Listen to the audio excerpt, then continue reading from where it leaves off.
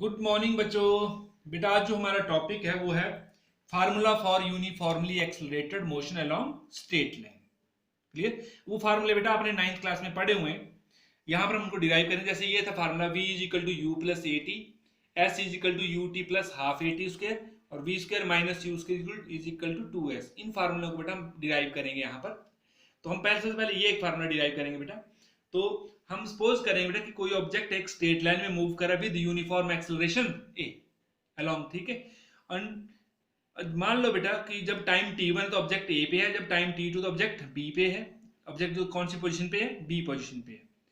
अब मान लो बेटा जब ए की जो डिस्प्लेसमेंट फ्रॉम ओरिजिन x1 है और बी की x2 है, और जब ए पे ऑब्जेक्ट तो उसकी वेलोसिटी v1 है और जब बी पे पहुंचे तो उसकी वेलोसिटी कितनी मान ली? v2। क्लियर हो गए? तो सबसे पहले ये लिखना है बेटा आपने, consider an object moving with uniform acceleration a along straight line OX. Let object reaches A and B at instant t1 and t2. Let x1 and x2 be their displacement at time t1 and t2, and v1 and v2 their मतलब velocities at A and B. A और B पे A पे v1 है और B पे v2 है respectively. अब बेटा हमें पता है जो एक्सेलरेशन होती है कितनी होती है? Change in velocity upon time taken. Clear. तो यहां पर हम टाइम इंटरवल लेंगे t2 माइनस t1। तो t1 में कितनी वेलोसिटी है? v1 और t2 पे v2। तो बड़ी change in velocity v2 minus v1 और टाइम इंटरवल कितना है बेटा? t2 minus t1। तो ये a कितना आ गया बेटा? v2 minus v1 upon t2 minus t1। अब बेटा क्रॉस मल्टीप्लाई करेंगे तो ये इधर जाएगा, ये इधर आएगा, तो यहाँ पे 1 होता है। तो कितना है? v2 minus v1 is equal to a into t2 minus t1।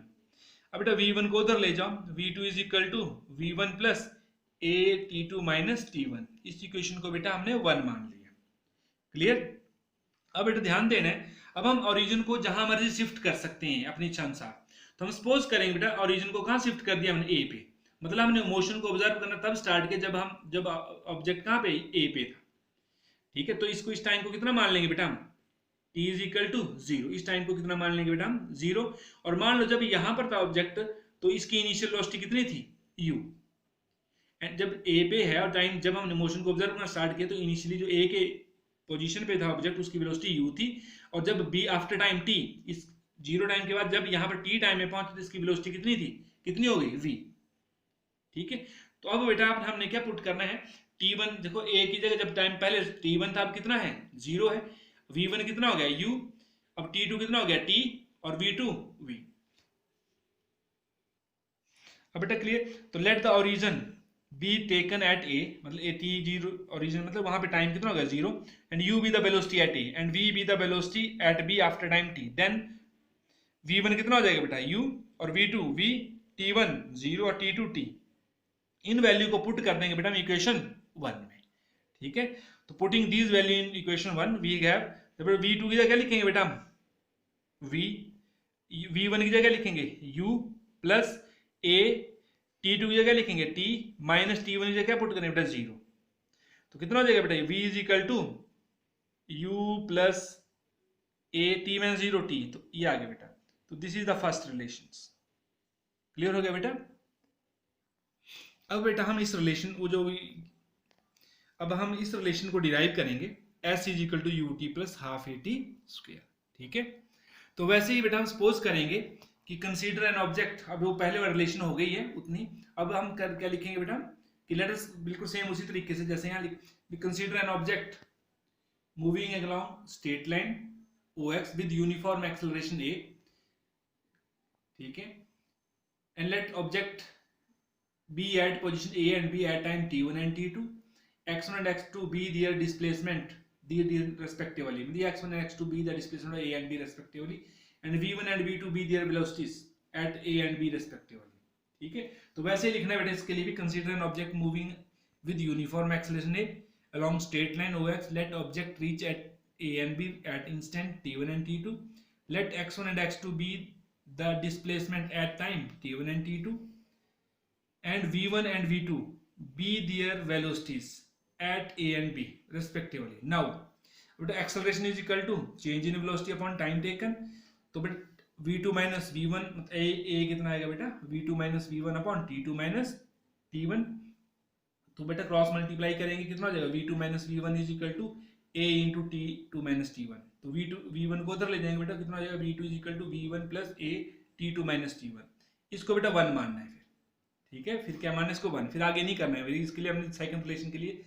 अब मान लो बेटा जब ऑब्जेक्ट a से b में गया, a और b के बीच में जो a से b के बीच में जो एवरेज वेलोसिटी उसको कितना मान लिया बेटा हमने, v एवरेज, क्योंकि वेलोसिटी तो क्या होती है बेटा, चेंज होती रहती है।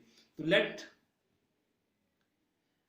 v average be the average velocity during motion of the object from a to b। a से b तक कितनी एवरेज वेलोसिटी मान ली बेटा हमने, इतनी। और हमें पता है बेटा एवरेज वेलोसिटी क्या होती है, total displacement upon time taken. तो v average is equal to, जिन दो पोजीशन के बीच में एवरेज निकालने बेटा, उन दो पोजीशन के बीच में क्या होगी, डिस्प्लेसमेंट और उसी का टाइम टेकन। तो हमने क्या मानी, v एवरेज a से b के बीच में, a और a से b के बीच में कितनी डिस्प्लेसमेंट है बेटा, x2 माइनस x1, और टाइम कितना है t2 माइनस t1। तो v एवरेज कितना आ गया बेटा, x2 minus x1 upon t2 minus t1। बेटा दोबारा क्रॉस मल्टीप्लाई करो तो कितना हो जाएगा, x2 माइनस x1 और t2 माइनस t1 इधर आएगा बेटा, x2 minus x1 is equal to v average into t2 minus t1। Clear हो गया। और हमें पता है बेटा जब ऑब्जेक्ट जो है ड्यूरिंग यूनिफॉर्म मोशन में होता है तो एवरेज वेलोसिटी क्या होती है, अब इन दो पोजीशन के बीच में निकालने, initial velocity plus final velocity upon 2। तो यहाँ पर इनिशियल कितनी है, यहाँ पर a और b के बीच में v1 और यहाँ फाइनल v2 अपॉन 2, मतलब v1 प्लस v2 अपॉन 2। तो v एवरेज को हमने ये लिखा x2 minus x1 is equal to v average का क्या लिखा, v1 plus v2 upon 2 into t2 minus t1। यहाँ लिख लेना बेटा, बिकॉज v एवरेज का होता है initial velocity plus final upon 2, v1 plus v2 upon 2।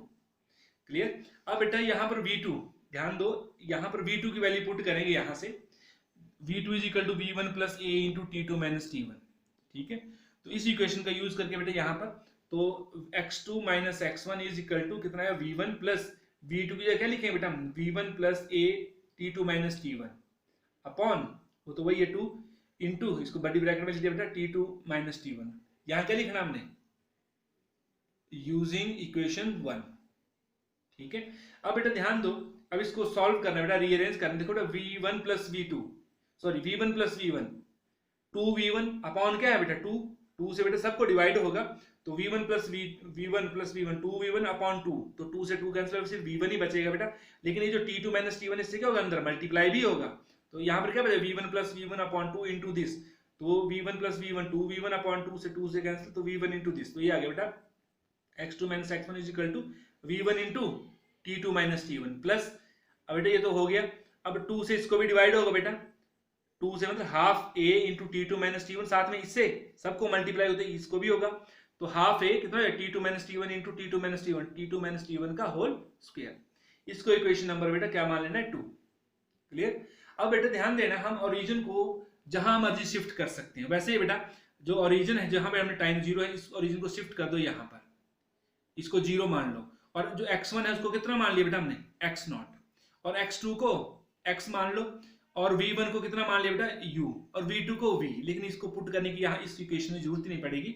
ठीक है, तो let x0 and u be the displacement and velocity of the object at t1 equal to 0। ये जो t1 को हम ओरिजिन को यहाँ शिफ्ट करके, तो इसको v1 को u v और x1 को x0 मान लिया बेटा, and x be the displacement after time t। अब आफ्टर टाइम मतलब इसके बाद t टाइम के बाद ऑब्जेक्ट कहाँ चला गया बेटा, t2, मतलब t2 टाइम क्या है, t है, तो यहाँ पहुंचे, और इस डिस्प्लेसमेंट को क्या मान लिया, x। Let x be the displacement after time t, then put t1 को 0 पुट करो, x1 को x0, v1 is equal to u, एंड t2 को t भरना है बेटा, t2 को t, एंड x2 को x इन इक्वेशन 2। तो x2 को क्या भरेंगे हम, x, x1 को x0, ये हो गया, प्लस v1 को u, t2 को t, t1 को 0, t minus 0, plus half a, t2 minus t1, t2 को t भरेंगे, t1 0 का होल स्क्वायर। तो ये बेटा x minus x0 is equal to ut plus half at square. अब बेटा ध्यान दो, पहले ऑब्जेक्ट इनिशियली यहाँ था, t टाइम के बाद यहाँ चला गया, then what the displacement in time this, अब ये टाइम 0 से t टाइम तक कितना डिस्प्लेसमेंट है बेटा, x से x0 कम हो जाती है, डिस्प्लेसमेंट है ये। और डिस्प्लेसमेंट को बेटा हम s से लिखते हैं, किस लिखते हैं हम, s से। तो x माइनस x को क्या लिख दिया हमने, x माइनस x0 को s, therefore s is equal to ut plus half at square, because s is equal to x minus x0, ये डिस्प्लेसमेंट है बेटा। अगर x minus x0 लिखें तब भी ठीक है, नहीं तो इस तरह से लिखेंगे बेटा। तो ये बेटा दूसरी रिलेशन आपकी कंप्लीट हो गई। अब बेटा हम ये रिलेशन निकालेंगे, v square minus u square is equal to 2as। ठीक है, बिल्कुल सेम उसी तरीके से चलेंगे बेटा हम। क्या कंसीडर करेंगे कि एक ऑब्जेक्ट एक स्ट्रेट लाइन में मूव कर रहा है along OX with uniform acceleration A, ठीक है। A and B their position at time t1 and t2, and x1 and x2 be their displacement at A and B, and v1 and v2 be their velocity at A and B respectively। लिख लोगे ना जैसा पहले लिखा था वैसे ही है बेटे यहाँ पर भी, ठीक है, रेस्पेक्टिवली। नाउ एक्सेलरेशन बिल्कुल वैसे ही, change in velocity upon time taken, a is equal to v2 minus v1 upon t2 minus t1, जैसे पहले लिखा था। यहाँ से बेटा आप थोड़ा सा इसको, हमें t2 माइनस t1 चाहिए था, अगर अब इस जो हम ये वाली रिलेशन डिराइव करेंगे तो इसमें हमें क्या चाहिए, t2 माइनस t1, तो इसको आप इधर लो, a को नीचे ले आओ, तो t2 minus t1 is equal to v2 minus v1 upon a, इसको बेटा 1 मान लो। अब क्लियर हो गया। फिर वैसे ही बेटा let v average be the average velocity during motions of the object from a to b, then v average बिल्कुल सेम वही, displacement upon time taken, displacement क्या है बेटा x2 minus x1 upon t2 minus t1, इसको इधर ले जाओ तो x2 minus x1 is equal to v average into t2 minus t1, जैसा हमने पहले दूसरी वाली में किया है ये। फिर हमें पता है जो v एवरेज होता है v1 प्लस v2 अपॉन 2, तो वो भरेंगे बेटा यहाँ पर x2 minus x1 is equal to v1 plus v2 upon 2 into t2 minus t1, हमें पता है v एवरेज लिखा है, v average equal to v1 plus v2 upon 2।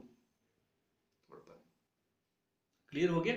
अब बेटा ये अब यहां से x2 minus x1 is equal to कितना आ गई है, इसको हमने v1 प्लस v2 चाहे v2 प्लस v1, हमने v2 प्लस v1 अपॉन 2, और जो t2 माइनस t1 की जो वैल्यू है ये इक्वेशन 1 से यहाँ पर t2 माइनस t1 की वैल्यू ये पुट कर दी बेटा हमने, v2 minus v1 upon a, ठीक है, तो ये यहाँ पुट कर दी, t2 माइनस t1 की वैल्यू ये v2 minus v1 upon a, यहाँ लिखना यूजिंग इक्वेशन 1। क्लियर हो गया। अब बेटा क्या है, x2 minus x1 is equal to, देखो a plus b into a minus b, तो क्या हो जाएगा a plus b into a minus b, a square minus b square, तो कितना हो जाएगा v2 का स्क्वायर माइनस v1 का स्क्वायर, और नीचे 2 इंटू a 2a। क्लियर हो गया, यहाँ पर 2 इंटू a आ गया। अब बेटा क्रॉस मल्टीप्लाई करो बेटा, यहाँ पर 1 होता है तो 1 into this v2 square minus v1 square is equal to 2a into x2 minus x1। फिर बेटा वैसे ही इसको इक्वेशन नंबर, हाँ इसको इक्वेशन नंबर 1 तो ये, हाँ 2 ही मान लो फिर, तो बेटा यहाँ पर वही शिफ्ट द ऑरिजिन, यहाँ पे टाइम t इक्वल टू 0 था, अब इस ऑरिजिन को कहाँ शिफ्ट कर दो, t1 पे, तो t1 को क्या मान लेंगे 0, और v1 को क्या लेते हैं हम u, और दिस जो t2 को क्या मान लेते हैं t, और v2 को क्या लेते हैं बेटा v, और x1 को x0 और x2 को x लेते हैं, ठीक है। लिख लो ना, shifting the origin to t1 a, therefore t1 equal to 0 and u is the initial velocity and v is the velocity after time t at position b, and x1 is equal to x0 and x2 is equal to x, therefore put t1 is equal to 0, v1 is equal to u, v2 is equal to v, x2 is equal to x और x1 is equal to x0, तो यहाँ पर put के v2 को क्या बनेगा तो v, v1 को u स्क्वायर, और 2a तो ऐसे रहेगा x2 x माइनस x0, तो ये बन गया v square minus u square 2a x0, x minus x0 को क्या लिखते हैं बेटा हम s, तो v square minus u square is equal to 2as, और s क्या है हमारे पास x माइनस x0। क्लियर हो गया बेटा। तो ये थी बेटा रिलेशंस, मतलब formula for uniformly accelerated motion along straight line. हम 3 फार्मूले पढ़ लिए, v minus v is equal to u plus at, s is equal to ut plus half at square, और v square minus u square is equal to 2s। But इन तीनों के लिए अलग अलग से आपने ये डेरिवेशन डिराइव करनी है। इसको बोलते हैं मैथमेटिकल ट्रीटमेंट या एनालिटिकल ट्रीटमेंट, ठीक है। हम फिर एक और मेथड है ग्राफिकल मेथड, उससे भी डिराइव करते हैं, तो बेटा ये एनालिटिकल ट्रीटमेंट है या मैथमेटिकल ट्रीटमेंट। क्लियर हो गया। ओके बेटा, थैंक यू।